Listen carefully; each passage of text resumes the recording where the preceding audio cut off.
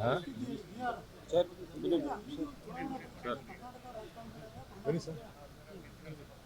ಯಾರು ಬಿಹಾರ್ಗೆ ಎರಡು ಸತಿ ಹೋಗಿದ್ದೀರಲ್ಲ, ಅಲ್ಲಿಯ ಪರಿಸ್ಥಿತಿ ಹೇಗಿದೆ ಅಂತ. ಬಿಹಾರ್ ಎಲೆಕ್ಷನ್ ನಾವು ಈ ಸಾರಿ ಗೆಲ್ತೀವಿ.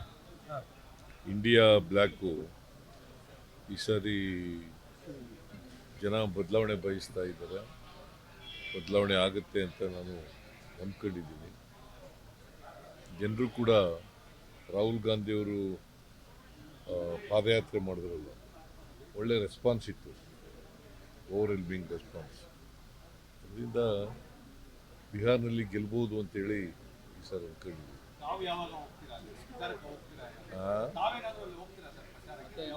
ಕರೆದರೆ ಹೋಗ್ತೀನಿ ಅಗತ್ಯ ಇದ್ದರೆ. ಯಾವ ರಾಜ್ಯದ ಮೇಲೆ ಪರಿಣಾಮ ಬೀರುತ್ತೆ.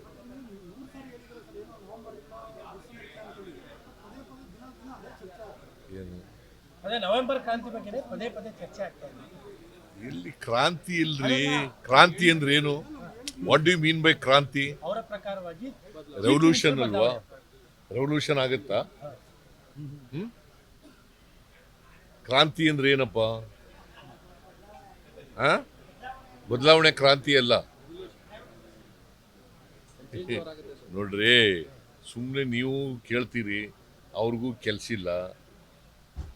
ಕ್ರಾಂತಿ ಆಗುತ್ತೆ. ಕ್ರಾಂತಿನೂ ಆಗಲ್ಲ, ಭ್ರಾಂತಿನೂ ಆಗಲ್ಲ. ಯಾರು? ನೀವು ನೆಗ್ಲೆಕ್ಟ್ ಮಾಡಬೇಕು ಅದನ್ನ. ನೀವು ಅವ್ರು ಯಾರು ಹೇಳಿದ್ರು ಕೂಡ ನೆಗ್ಲೆಕ್ಟ್ ಮಾಡಬೇಕು. ಶಾಲಾ ಆವರಣದ ವಿಚಾರ 2013ರಲ್ಲಿ ಜಗದೀಶ್ ಶೆಟ್ಟರ್ ಸಿಎಂ ಆಗಿದ್ದಾಗಲೇ ಸುತ್ತೋಲೆ ಹೊರಡಿಸಿರುವಂತದ್ದು. ಹೌದು, ಅವರೇ ಅವ್ರ ಕಾಲದಲ್ಲೇ ಚೀಫ್ ಮಿನಿಸ್ಟರ್ ಇರುವಾಗ ಅವರೇ ಮಾಡಿದ್ದು. ಸಾರ್ವಜನಿಕ ಬರೀ RSS ಅಂತ ಅಲ್ಲ, ಎನಿ ಆರ್ಗನೈಜೇಷನ್ ಎಲ್ರಿಗೂ ಅಪ್ಲೈ ಆಗುತ್ತೆ. ಎನಿ ಆರ್ಗನೈಜೇಷನ್ ಸರ್ಕಾರಿ ಶಾಲೆಗಳಲ್ಲಿ, ಆಟದ ಮೈದಾನಗಳಲ್ಲಿ, ಪಾರ್ಕ್ಗಳಲ್ಲಿ, ಗೌರ್ಮೆಂಟ್ ಜಾಗಗಳಲ್ಲಿ, ಮತ್ತು ಏಡೆಡ್ ಸ್ಕೂಲ್ಗಳಲ್ಲಿ ಅಲ್ಲಿ ಕೂಡ ಮಾಡಬಾರ್ದು ಅಂತ ಮಾಡಿದ್ದೀವಿ. ಸರ್, ಈಗ ಇನ್ಫೋಸಿಸ್ ಸುಧಾಮೂರ್ತಿ ಹೊರತು ನಾರಾಯಣಮೂರ್ತಿ ಅವರು ಕೂಡ ನಾವು ಈ ಸಮೀಕ್ಷೆಯಲ್ಲಿ ಭಾಗವಹಿಸೋದಿಲ್ಲ ಅನ್ನೋದನ್ನ ಹಿಂಬರ ಕೊಟ್ಟಿದ್ದಾರೆ. ಇದು ಇಂಪ್ಯಾಕ್ಟ್ ಆಗಲ್ಲ? ಅವ್ರಿಗೆ ಸೇರದ್ದು ನಾವು ಹಿಂದುಳಿದವ್ರಲ್ಲ. ಅವ್ರಿಗೆ ಇದು ಹಿಂದುಳಿದವ್ರ ಸಮೀಕ್ಷೆ ಅಲ್ರಿ. ಅವ್ರು ಏನಾರ ಬರಿಲ್ಲಪ್ಪ, ನಿನಗೆ ಅರ್ಥ ಆಗ್ಬೇಕಲ್ಲ. ಅರ್ಥ ಆಗಿದೆ. ಏನಂತ ಅರ್ಥ ಆಗಿದೆ? ಹಿಂದುಳಿದವ್ರಿಗೆಲ್ಲ ಓವರ್ ಆಲ್ ಎಲ್ಲಾ ಜನರ ಬಡತನ ಅವ್ರಿಗೆ ಅರ್ಥ ಆಗದಿವ್ರು ನಾವೇನ್ ಮಾಡಕ್ಕಾಗುತ್ತೆ? ಅಲ್ಲ, ಇನ್ಫೋಸಿಸ್ ಅವ್ರಿಗೆ ಅರ್ಥ ಆಗಿದೆ. ಯಾರು ಇನ್ಫೋಸಿಸ್ ಅಂತಂದ್ರೆ ಅವ್ರು ಬೃಹಸ್ಪತಿನ?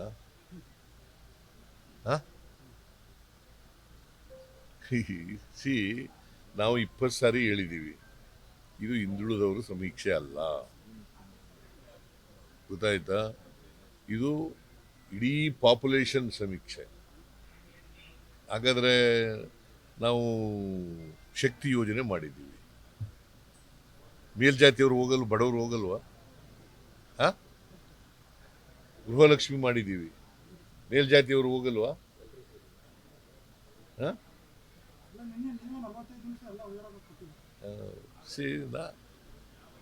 ಇದು ತಪ್ಪು ತಿಳ್ಕೊಂಡಿದ್ದಾರೆ, ತಪ್ಪು ಮಾಹಿತಿ ಹೋಗಿದೆ ಅಂತ ಅನಿಸುತ್ತೆ.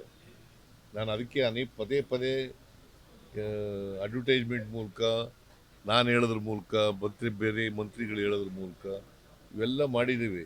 ಆದರೂ ಕೂಡ ನನಗೆ ಗೊತ್ತಿಲ್ಲ. ನಾರಾಯಣಮೂರ್ತಿ ಅಂತೇವರು, ಸುಧಾಮೂರ್ತಿ ಅಂತೇವರು ಇದು ಹಿಂದುಳಿದವರ ಸಮೀಕ್ಷೆ ಅಂತ ಭಾವನೆ ಇದ್ದರೆ ಅದು ತಪ್ಪು. ಈಗ ಕೇಂದ್ರ ಸರ್ಕಾರ ಜಾತಿ ಗಣತಿ ಮಾಡ್ತದೆ, ಆಗೇನು ಉತ್ತರ ಹೇಳ್ತಾರೆ? ಆಗೇನು ಹೇಳ್ತಾರಪ್ಪ? ಅಲ್ಲ, ಇದು ಜಾಣತನದ ಗೊತ್ತಿಲ್ಲ ನನಗೆ. ಅವ್ರಿಗೆ ತಪ್ಪು ಮಾಹಿತಿ ಇರಬಹುದು.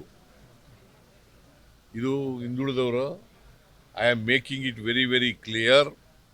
ಇದು ಎಲ್ಲ ಜನರ, ಯಾವುದೇ ಜಾತಿಗೆ ಸೇರಿರಲಿ, ಯಾವುದೇ ಧರ್ಮಕ್ಕೆ ಸೇರಿರಲಿ, 7 ಕೋಟಿ ಜನಸಂಖ್ಯೆ ಇದೆ ಕರ್ನಾಟಕದಲ್ಲಿ. 7 ಕೋಟಿ ಜನರ ಸಾಮಾಜಿಕ, ಶೈಕ್ಷಣಿಕ, ಆರ್ಥಿಕ ಸಮೀಕ್ಷೆ. ಸರ್ ಈಗ ಕೆಲವೊಂದು ಐ ಟಿ ಕಂಪನಿಗಳು ಆಂಧ್ರದ ಪಾಲಾಗಿದೆ, ಹಾಗಾಗಿ ಆಂಧ್ರದ ಐ ಟಿ ಮಿನಿಸ್ಟ್ರು ಟ್ವೀಟ್ ಮಾಡ್ತಾ ಇದ್ದಾರೆ, ನಮ್ಮ ಖಾರವನ್ನು ತಡ್ಕೊಳಕ್ ಆಗ್ತಾ ಇಲ್ಲ ಕರ್ನಾಟಕಕ್ಕೆ. ಈಗ ನೋಡಿ, ಇನ್ವೆಸ್ಟ್ ಮಾಡೋರು ಎಲ್ಲಿ ಬೇಕೋ ಅಲ್ಲಿ ಮಾಡ್ತಾರೆ.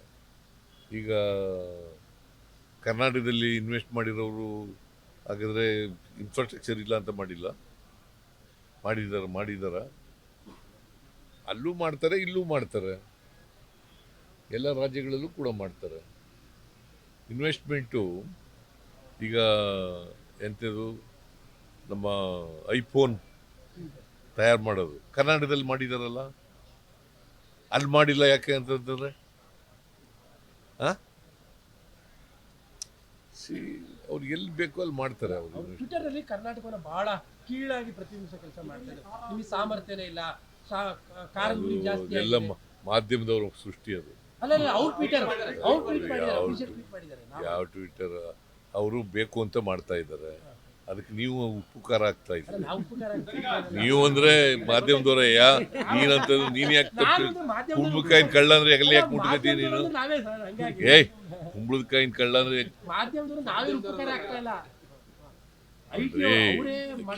ಕೇಳಿಯಪ್ಪ,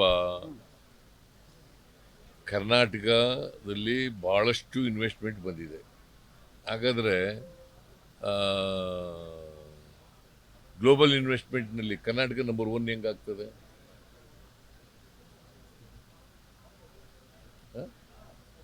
ಗ್ಲೋಬಲ್ ಇನ್ವೆಸ್ಟ್ಮೆಂಟ್ನಲ್ಲಿ Karnataka stands number 1 in the country, ಹೆಂಗಾಗ್ತದೆ?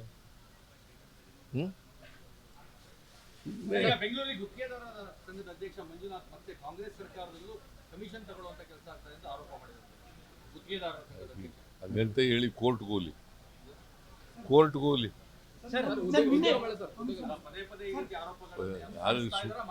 ಮಾಡಿಸ್ತಾ ಇದ್ದಾರೆ.